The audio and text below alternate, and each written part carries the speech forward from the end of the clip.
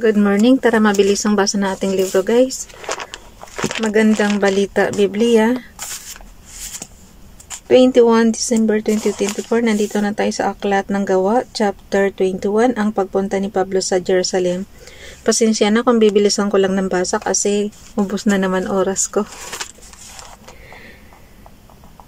Pakisabayan nyo na lang ako ng basa, guys. Gawa, chapter 21, verse 1. Pagkatapos naming magpaalam sa kanila, kami naglakbay papuntang Kos. Kinabukasan dumating kami sa Rodas at mula roon ay nagpatuloy kami sa Patara. Verse 2, dinatnan namin doon ang isang barkong papuntang Phoenicia, kaya't lumipat kami sa nasabing sasakyan. Verse 3, dumaan kami sa tapat ng Cyprus na natatanaw sa gawing kaliwa. Nagpatuloy kami papuntang Syria, ngunit huminto muna sa Tiro ang barko sapagkat magbababa roon ang kargamento. Verse 4, hinanap namin ang mga alagad na naroon at nakituloy kami sa kanila sa loob ng 7 araw. Sa patnubay ng Espiritu, sinabi nila kay Pablo na huwag pumunta sa Jerusalem. Verse 5, Ngunit nang dumating ang oras ng aming pag-alis, nagpatuloy kami. Yung verse 5, guys.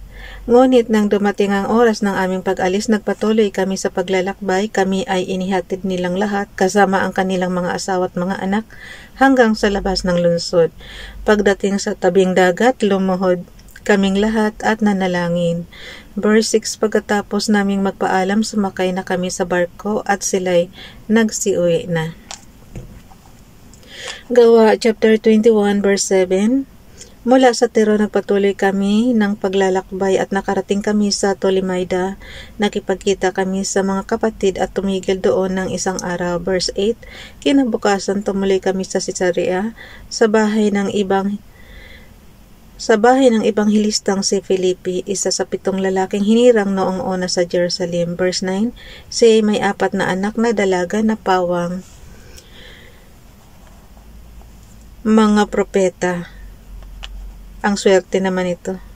Okay guys, ulitin ko verse 9. Siya may 4 na anak na dalaga na pawang mga propeta. Verse 10, makalipas ang ilang araw, dumating mula sa Judea ang isang propetang ang pangalay Agabo.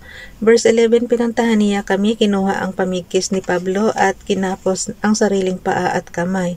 Sabi niya, ito ang sabi ng Espiritu Santo, ganito gagapusin ng mga Hudyo sa Jerusalem ang may-ari ng pamigkis na ito, at siya ibibigay sa kamay ng mga Hintil. Verse 12, pagkarinig nito, kami naman at ang mga taga roon ay nakiusap kay Pablo na huwag na siyang pumunta sa Jerusalem. Verse 13, ngunit sumagot si Pablo, bakit kayo umiiyak? Pinapahina lamang ninyo ang loob ko. Handa ako, hindi lamang paghapos, kundi kahit mamatay doon sa Jerusalem kung kailangan, alang-alang sa pangalan ng Panginoong Jesus.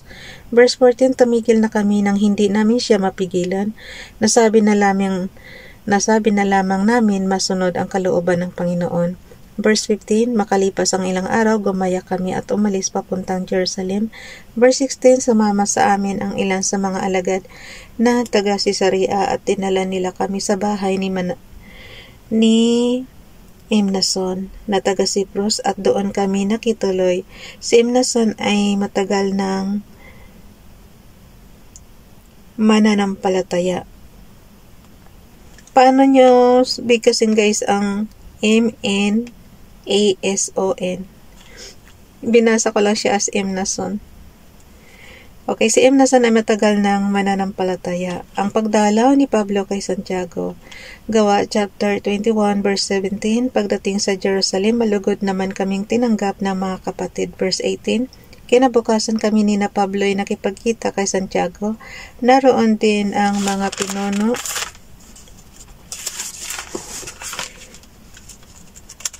Okay, ang hirap na naman niya ilipat. Ang nipis kasi masyado.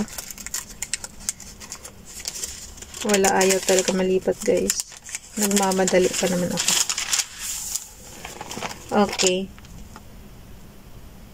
Naroon din ang mga pinuno ng iglesia. Verse 19. Binati ni Pablo ang mga naroon at isa-isa niyang isinalaysay ang mga bagay na ginawa ng Diyos sa mga hintil sa pamamagitan ng kanyang paglilingkod. Verse 20. Nang marinig nila ito, sila'y nagpuri sa Diyos at kanilang sinabi kay Pablo, alam mo kapatid, may ilang libo na ang mga Hudyong nananalig kay Jesus at silang lahat ay masigasig sa pagtupad ng kautusan. Verse 21. May nakapagbalita sa kanila na itinuturo mo raw sa lahat ng Hudyong naninirahan sa mga bansang hintil na tumalikod sa katuruan ni Moises. At sinasabi mo raw na huwag na nilang tuliin ang kanilang mga anak ni sundin ang kaugalian ng mga Hudyo. Verse 22, ano ngayon ang nararapat nating gawin? Tiyak na mababalitaan nilang dumating ka. Verse 23, ganito ang gawin mo, mayroon ditong 4 na lalaking may panata. Verse 24, isama mo sila at tuparin ninyo ang paglilinis ayon sa kautusan. Ikaw na ang bahala sa magagastos at nang sa gayon ay mapaahitan na nila ang kanilang ulo. Sa ganitong para ay malalaman ng lahat na hindi totoo ang balita tungkol sa iyo kundi sumusunod ka pa rin sa kautusan ni Moises. Verse 25, tungkol naman sa mga mananampalatayang hintil, isinulat na namin sa kanilang aming pasya, huwag silang kakain ng anumang inihandog sa Diyos-Diyosan, huwag kakain ng dugo at ng hayop na binigti at huwag makikiapid. Verse 26, kinabukasan isinama nga ni Pablo ang mga lalaki at isinagawa nila ang seremonya ng paglilinis. Pagkatapos, siya pumasok sa templo at ipinagbigay alam ko kailan matatapos ang takdang panahon ng paglilinis upang maialay ang handog para sa bawat isa sa kanila. Ang pagdakip kay Pablo, Gawa chapter 21 verse 27, nang matatapos na ang taktang 7 araw, si Pablo ay nakita sa templo ng ilang Hudyong taga-Asya, sinunggaban nila si Pablo at sumigaw. Verse 28, mga kababayan, tulungan ninyo kami, ang taong ito ang nagtuturo sa lahat ng tao saan man siya makarating ng mga bagay laban sa bansang Israel, laban sa kautusan ni Moises at laban sa templo. Gayon din naman nagsama pa siya ng mga Grego sa loob ng templo, nilapastangan niya ang banal na lugar na ito. Verse 29, ganoon ang sinabi nila sapagkat nakita nilang kasama ni Pablo sa lungsod si Tropimo na taga-Efeso. Inakala nilang isinama siya ni Pablo sa loob ng templo. Verse 30, nagulo ang buong lungsod at dumagsa ang mga taong bayan. Sinunggaban nila si Pablo at kinaladkad palabas sa templo at biglang isinara ang pintuan. Verse 31, balak nilang patayin si Pablo ngunit nabalitaan ng pinuno ng mga sundalo na nagkakagulo sa buong Jerusalem. Verse 32, kaya't nagsama agad ito ng mga opisyal at mga kawal at daling nagtungo sa kinaroroonan ng mga tao. Pagkakita sa kanila, itinigil ng mga tao ang pagbugbog kay Pablo. Verse 33, lumapit ang pinuno, dinakip si Pablo at ipinagapos ng 2 tanikala. Sino ang taong ito? Ano ang kanyang ginawa? Tanong niya. Verse 34, iba-iba ang isinisigaw ng mga tao dahil sa sobrang gulo ng mga tao, hindi maliwanagan ng pinuno ang nangyari kaya't ipinadala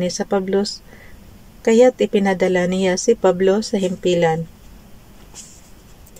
Gawa chapter 21 verse 35, pagdating nila sa hagdanan, si Pablo binuhat na ng mga kawal sapagkat naging marahas ang mga tao. Verse 36, na sumusunod sa kanila at sumisigaw, patayin siya. Ang pagtatanggol ni Pablo sa sarili. Gawa chapter 21 verse 37, nang ipapasok na si Pablo sa himpilan, nakiusap siya sa pinuno, Maari ko pa ba kayong makausap? Marunong ka bang magsalita ng wikang Grego? Tugon ng pinuno. Verse 38, kung gayon hindi ikaw ang Ehipsyong kailan lamang ay nanguna sa paghihimagsig at namundok na kasama ng 4,000 lalaki. Verse 39, sumagot si Pablo, ako po'y isang Hudyo, tubo sa Tarso ng Cilicia at mamamayan ng kilalang lungsod na iyon. Ipinapakiusap ko sa inyo na ako'y payagan ninyong makapagsalita sa mga tao. Gawa chapter 21 verse 40, pinayagan naman siya